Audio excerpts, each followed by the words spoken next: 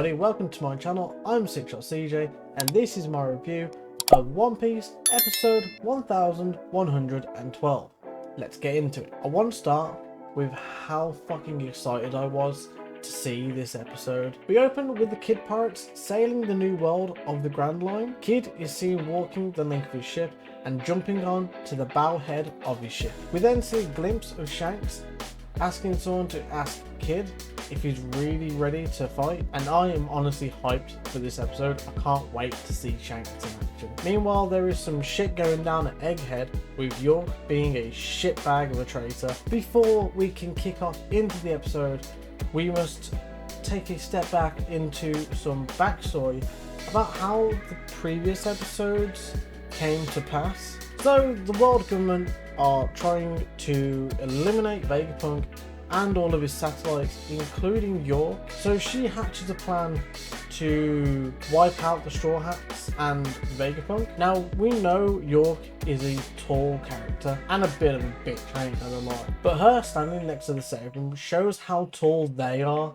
in comparison. She is shoulder height to S-Bear. S-Shark is shoulder height to her. S-Snake and S-Hawk are shoulder height to him. York explains the plan to the Seraphim, making them run amok and fight Straw Hats. To avoid them suspecting her of being a traitor, she gets S-Snake to petrify her and kick her out the way so that she can be unpetrified and carry on with her evil plans. Just when you think things are looking a little bit shit right now, something else arises just outside of Egghead to cause more problems. The man with 2 devil fruits and a cracking good laugh, might I add, Blackbeard, the man of darkness, and his crew have just arose outside of Egghead. Why is he here? What is he after? And why are the world government letting such a powerful person just run amok? It literally seems like they're more focused on dealing with Straw Hat Luffy than they are with dealing with Blackbeard for some reason. Anyway, we are back to our main course of the episode. We get a really beautiful 3D look of Kid's ship, and I gotta say, it is a gorgeous image. And I'm not gonna lie, Eustace Kid is a selfish, prideful bastard. I mean, I like him as a character, but he is a bit of a dirtbag for dragging his crew into this fight. Especially since last time, he didn't even see Red Hair when he lost. I find it funny that one of his crew says, and I quote, "I can't believe we're fighting another Emperor of the Sea after beating one." Pal, your crew didn't beat the last Emperor. It took Captain Kidd and Captain Trafalgar Law teaming up together to take out one Emperor. I honestly think if it was just Kid's crew trying to take down either Big Mom or Kaido, it would have ended them with Kid's crew being wiped out. Also, might add, if it wasn't for Luffy's crazy antics, they probably would still be in a prison by now. The Kid Pirates are getting a little full of themselves, thinking that they're going to take on Redhead Shanks, and I think Killer is the only one with some form of common sense. I also kind of want to point out as well that the Kid Pirates are a weird looking bunch, and just as I said that, I will eat my words because Shanks' underlings then appear, and there's even weirder bunches than the Kid Pirates. We get to meet underling captains such as Frogtoes Geratin of the Puddle Pirates, Booger the Adventurer of the Bandmaster of the Social Club. I think this must be like the over 50s life plan pirates, and Pururu the Brave Princess of the Bourgeois Pirates. I honestly want to put it out there. If I was Captain Kidd, I'd have the same reaction as him to seeing these people, because he turns to Killer and was like, "Is this a joke?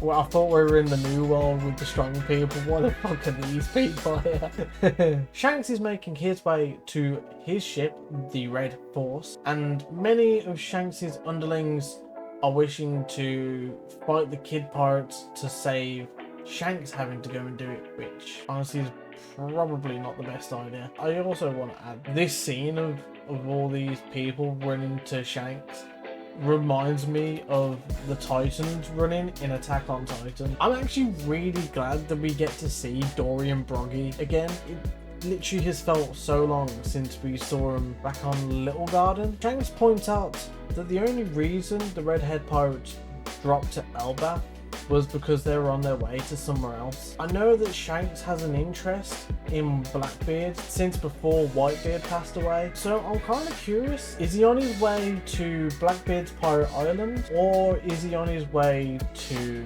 Luffy at Egghead? Shanks makes a joke about the allied ships retreating because they are famously weak. I misread this scene when I first watched it because I thought he was making a joke about the kid pirates being famously weak, until I actually read the subtitles quite clearly, and it's like, our allies are famously weak. So Shanks jumps aboard his ship and he walks over to Yasop, who is keeping an eye on the kid pirates, and to which Shanks asks if they've healed from their battles in Wano. I think he's trying to be respectful. He doesn't want to fight enemies who are weakened. He'd rather have them at their best. And considering that Shanks is quite aware of things, he seems to be out of the loop in what Blackbeard is up to, as he questions Yasop if there's been any updates on Blackbeard, which they know he's left the pirate island, but they don't know where he's gone. And Shanks was under the impression he was sure that Blackbeard would pull up at Wano. So this kind of makes me wonder, does Shanks know Blackbeard and Law have battled? And what happened to Law since that battle? Back over to Captain Kidd, we see him wielding his power to draw in metal from around to prepare for an attack. He's gathering nuts and bolts, swords and cannons, and if I'm seeing it correctly, semi-truck exhaust pipes? Please tell me I'm wrong on that. Each of the Vegapunk satellites have a corresponding number, 01 being Shaka and 06 being York. With Kid's weapon having 07, it makes you kind of wonder. If we recall the Vegapunk sea beasts, each of which represent one of the 6 satellites. However, there are 7 sea beasts, and one of them particularly resembles Captain Kidd. There are theories going around at the moment that either Captain Kidd is a satellite or he's Vegapunk's child. Do you guys think Kidd and Vegapunk have some sort of secret connection? And if so, what do you theorize it could be? Please let me know in the comments. Kidd has made a massive fucking gun that he plans on using and wiping out Shanks' underlings in 10 seconds. His named attack is also called Damned Punk, which is also referring to the Vegapunk. It's also a kind of fitting name for what I think he's about to become when Shanks probably puts him on his ass and makes him a damned punk. The Kid's ability, drawing in metal from his ship and the other ships around, he's kind of drawing in all like the 9 ships that are in front of him, and with that his cannon powers up, and then we jump over to Shanks, who does a quick spin as if he's sensing something evil is about to happen, in which he activates his future sight hockey to kind of predict the future. We then see Kid's attack blasting away, hitting one of the ships straight away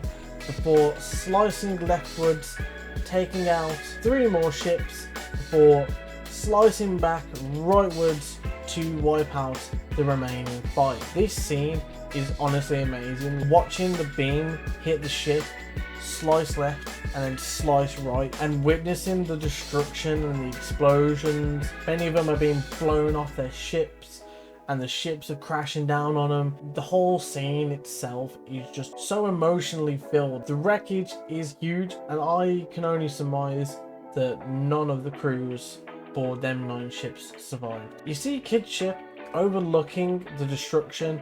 Kid's still standing on the bow of his ship, demanding that Red Hair show himself, and the action frame you get of Kid is so menacing. This is where we cut out of Shanks' future sight. He realized what is doomed to happen within a matter of seconds and quickly rushes into action. Shanks then runs to the back of his ship and power kicks himself, darting through the air towards the conflict. He lands on one of the underling ships, quickly running straight through, grabbing a rope and swinging onto the bow of the ship before kicking off to the main part of the action. We now jump back to Kid, who is charging his weapon for the real shot. And just before he can fire his damned punk, Shanks appears with his hockey Susanoo bird thing. As Shanks draws closer, he draws his sword ready to strike. And I love that in this scene that the attack that Shanks does is the same attack that his old captain used before, Captain Gol D. Roger, who used the Divine Departure upon Odin. And I love the similarity differences between these two attacks. So Gol Roger had swung to close, but as a greeting to Odin, the samurai, and he did it without the intention of trying to kill Odin, he just did it. But it also proves that Odin was a very strong person as well.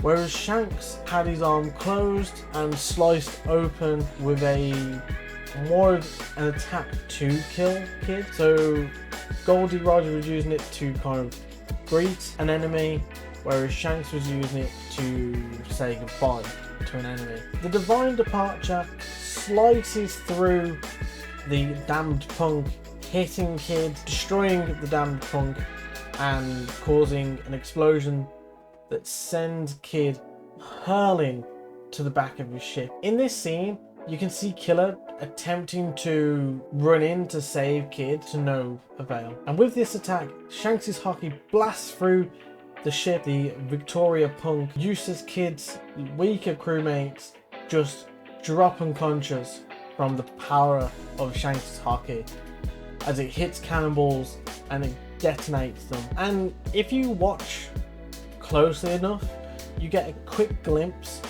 of Killer's blades being shattered and him getting thrown back. The ship itself takes massive damage. The masts are sliced in half, windows are shattered, cannonballs are exploded. The damage is insane. Kid himself has got sent through a mast, hitting the back mast and falling crashing to the ground, where he is barely conscious. Although his power is still active, as you can see metal bits, metal scraps floating around in the air still, being magnetized by his ability. However, Shanks slowly walks to him as Kid loses his consciousness. We kind of cut to what is a dream state, or like a gulag for Kid. He's overlooking the vast ocean and talking to Killer as he walks up to him, declaring that with just one more poneglyph, our crew can become the next Pirate King crew, and the next king of the pirates will be me. And as he says this, Killer does his usual laugh. Kid gets a little bit annoyed at it, turns around to see what he's laughing at, to realise that he's looking at a heavily injured, pretty much dead Killer who's standing in front of him. The Kid Pirates crew are in full panic mode as Kid and Killer are just out for the count. Shanks slowly walks up to Kid as Kid's crew beg for surrender. They ask for his help and Shanks just stares at them coldly. The crew are in tears at the situation they're in. Kid's crew member Heat tells Emma to go and grab the road poneglyphs that the crew have managed to collect. And just as this interaction is going on, the Red Force pulls up the side of the Victoria Punk and the crew are in terrified shock of this situation. Shanks coldly walks away and jumps back aboard his ship as the remaining surviving crew feel a vibrating throughout the ship. And just at the same time, UK and Dive both see something going on over on the island of Elba. In this situation, I do feel sorry for the Kid Pirates because Captain Kid has selfishly dragged them into this with no thought of the consequence. As we look over to the island of Elba, there's a giant cloud or smoke or ash engulfing the island, and deep within it we see Dory and Broggy shown off through lightning as they're preparing to do a devastating attack. And with all this situation, the Kid Pirates have technically attacked Elba, and even though Shanks has stepped aside, they've now got to face the consequences of what happens when you fire a gun at someone's hometown, and they're basically gonna fire it back. Dory and Broggy fire their attack, Hakoku Sovereignty, and as it slashes through the ocean, it slices through the Kid Pirates' Victoria Punk. There's not a single thing that any of the Kid Pirates crew can do. The attack hits and the ship is sliced in half, breaking away into two. With all the destruction and the damage, we see a glimpse of the Kid Pirates' main flag as it burns up, kind of hinting that the Kid Pirates are done with, that there's no chance for them. We see Kid and Killer being thrown into the air as they now make their way to their watery graves. Kid, being a devil fruit user, is pretty much doomed to die unless someone who is not a devil fruit user can come to rescue him. And I think it's technically the same for Killer, being that he has eaten a failed smile fruit, perhaps. There are theories that Dive of the Kid Pirates is a potential fisherman, so maybe she might be able to save the crew, but the chances are slim. I love that we get some really cool action frames of the ship and the crew as they're sinking into the ocean. It really does make you feel for the Kid Pirates, because they had kind of a shitty leader that gave them a shitty fate. Even though the Kid Pirates have sunk under the ocean, there is a possibility that someone could come along and save them. And there is also the possibility that this could be the final day for the Kid Pirates and they may perish into the ocean. What do you guys think? Do you think that they're doomed, or is there someone who's going to rescue them? And just before this episode ends, we get to see an absolute gorgeous action frame of a fiery glance from Shanks before we are dropped to the to be continued screen, which gets slashed by 3 slices resembling Shanks's scar that he got from Blackbeard. We now jump to the mini Punk Hazard record library episode, where this episode focuses on, obviously, Shanks. I don't know if I've mentioned this in the previous episodes, but the soundtrack in this little bit is so catchy, I could probably listen to it all day, to be fair. Next episode preview showcases the Blackbeard Pirate Island, where our favourite Marine, Kobe, has been captured and taken to from Amazon Lily. It looks like Kobe is trying to escape the island, but he's frantically on his own and completely surrounded by Blackbeard pirates. I honestly can't wait to see what happens. Anyway, if you like this episode and you can't wait to see more of my episodes, then don't forget to leave a like and subscribe so you don't miss an epic review.